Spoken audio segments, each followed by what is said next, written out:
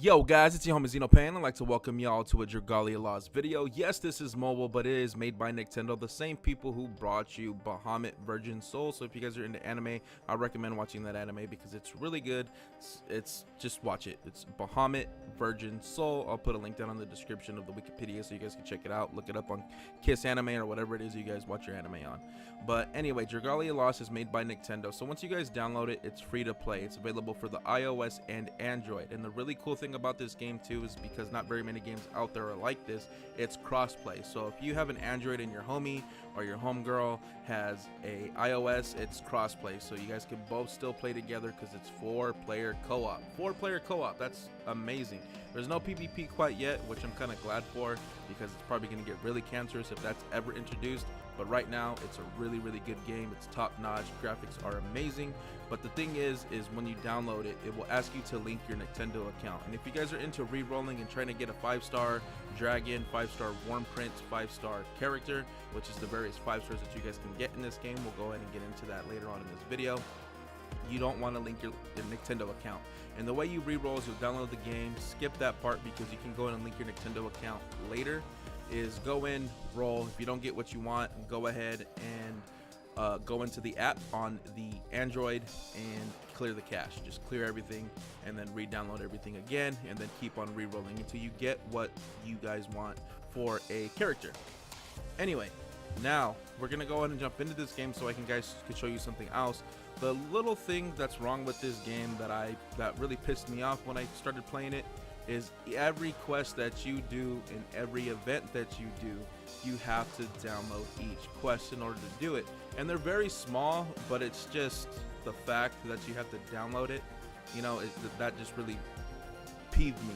You know what I'm saying? And then I'm pretty sure it bothered a lot of other people, but for people who don't know, who are playing, and for people who are gonna play after seeing this video or watching anybody else's video, you guys are gonna want to go into more and then options. As soon as you download this game and you're able to get into this main menu screen, go into system and you guys will see all the way batch download settings. I've already downloaded everything so you guys don't see it here, but as you guys can see, all data or exclude voices, I have all data. That's what you would have highlighted, and you guys will go ahead and just download it, and it'll download all the quests that are available in the game as they unlock and stuff like that, so you guys will be able to not be burdened by downloading each quest every single time you want to play. Next up, guys, we're going to go ahead and get into the resources and the bars and stuff like that you can get into. As you guys can see in the top left corner of my screen, you guys see that I'm level 18, which the higher the level you are, the more stamina you get, which allows you to run more quests. This is your stamina bar, and these rainbow things, I know they're not called rainbow things. I'm calling them rainbow things because for people who don't know, they're called warmites. All right, so you get these warmites through endeavors, which are your missions, your daily missions that you do, you know, as you progress through the game, and you get them as rewards for doing the quest. And these are used for summoning. So when you guys go down to here to summon, if you guys have 1500, it's 1500 for a tenfold, as you guys can see here, 1500 warmite or 1500 diamantium. And we go over here to single summon. You need 150 warmite or 150 diamantium.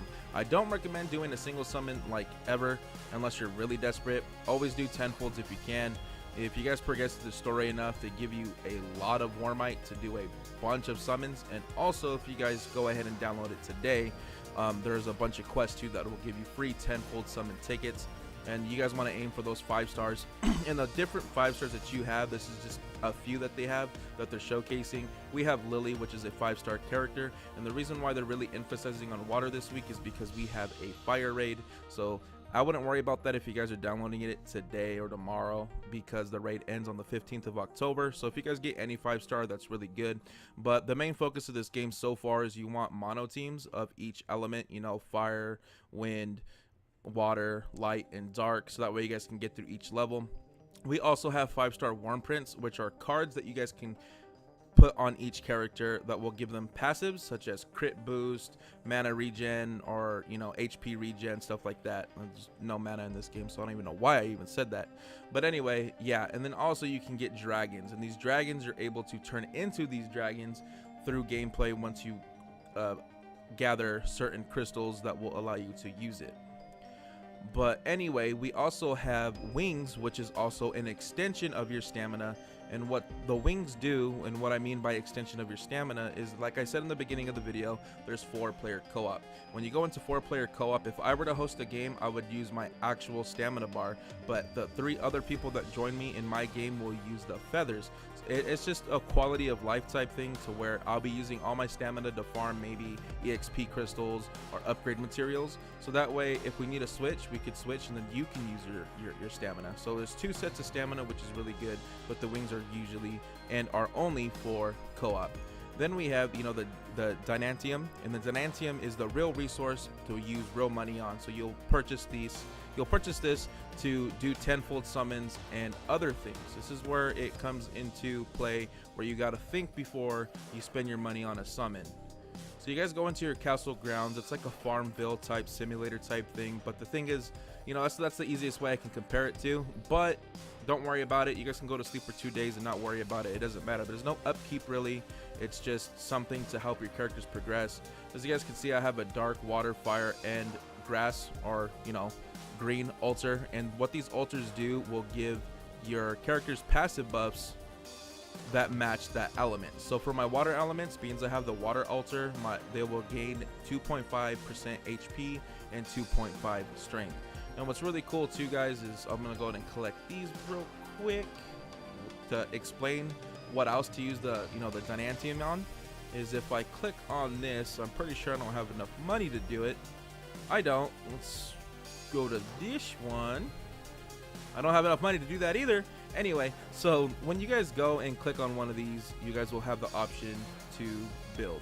And when you guys build something, you can make it go faster by using Dynantium. So that's another reason why you want to save it. You know, there might be, you know, a really cool passive, or maybe you guys want some more rupees, or maybe, you know, you want to get that level 5, level 4 weapon that you guys want to build from the blacksmith you have, and you want to level it up, but it takes 2 hours for it to be built. Well, that's an easy way to make it go faster, because as you guys level these resource dumps up, it will increase in time to build. Like level 1 will be 30 seconds, level 2 will be a minute, level 3 will be 5 minutes, level 4 will be an hour. It's a difference. And also you can level up your castle, and once you level up your castle, it'll give you more space to build more things to help you in your game and your characters. We also have, to get off the Dynantium subject, we also have a thing called Dragon Roost. And Dragon Roost is you're able to feed your dragons, which will increase their level here on the roost, and it will also allow them to give you back gifts to level them up. You would feed them. It costs money. This money you get in the game, so don't worry about that. It's really easy to get. There's bunches of ways to farm this. But once you level them up, you will increase your bond. Your bond increases, which means you're able to use that dragon and stay in dragon state in gameplay for a longer amount of time, which is really, really, really sweet. So now that we covered the main resources and the stamina, we're gonna go ahead and jump into some other things like gameplay and stuff like that. Now guys, now that we're into gameplay, as you guys can see here, we have our character here on the bottom left. And these two that are blacked out are skills that you guys get for each time you attack. So they'll go up and up and up as the more you attack through the game when you guys are playing. And right here, as you guys can see, there's a dragon on top of my character. Well, this dragon on top of my character, I'll be able to turn into it once I am able to get the resources needed to get him to where I could use him. Also, what's really neat about this game, if your characters are dying, or say maybe you just don't feel like using the character you are using on your team, you can go ahead and click on each character and it will go ahead and switch them out for that character. So as you can see, you guys can switch characters in combat, which is really, really dope. Oops, sorry. So I'm gonna go ahead and switch back to her, and then we're gonna go ahead and kill stuff. It's a swipe, so you guys go ahead and just swipe and kill, and you guys tap the screen. And you also have an auto, so if you guys are lazy and you guys just don't really want to do anything, well, you just go ahead and just push auto and your characters will go ahead and go through the dungeon. But the thing is that sucks about auto is they will not get chests and or barrels, so that way you guys can get some extra money and stuff like that. But see, there's a barrel over here, just ran right past it. Also, there's ways to dodge. You can, you know, double slide up or down to dodge, which is really, really cool. This is the material you guys will need for your dragon to be up. As you guys can see, it is now up. I'm just going to show you a little bit of gameplay of the dragon. You press it and it will turn you into a dragon. You guys can attack, and also you are able to use a special ability. This does massive amounts of damage. You guys don't want to really use this for small mobs like this. You guys would use this for bosses. Also, what's really neat is, let's go ahead and take this auto off, kill these monsters just to show you guys what's up. If you guys, there's certain monsters that have armor, and the armor you guys would hold down and then attack. A lot of people, for some reason, in a lot of videos that I see, like to just attack, and that's not good. To get a shield down properly and efficiently, you want to go ahead and just hold your screen down, and they will charge like this, as so, and then they will deplete the armor that is covering the boss and or armored enemy. So yeah, this is really cool. This is the gameplay.